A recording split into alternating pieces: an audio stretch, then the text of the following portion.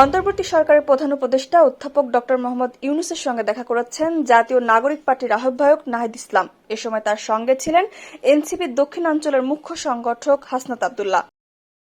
সন্ধ্যায় প্রধান উপদেষ্টার বাসভবন যমুনায় গিয়ে তার সঙ্গে দেখা করেন তারা।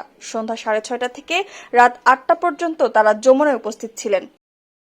সূত্র বলছে, এনসিপির এই দুই নেতার সঙ্গে প্রধান উপদেষ্টার সাক্ষাৎকালে তথ্য ও সম্প্রচার উপদেষ্টা মাহফুজ আলমও উপস্থিত ছিলেন।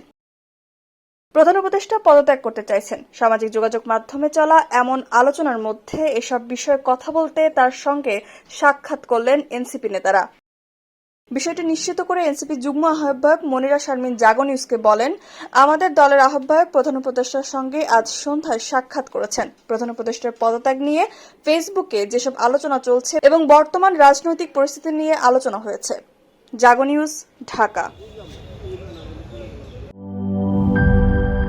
একনল হ্যান্ড ওয়াশ 100% প্যারাবেন ফ্রি, তাই নিরাপদ হাতের জন্য আস্থা রাখুন একনলে।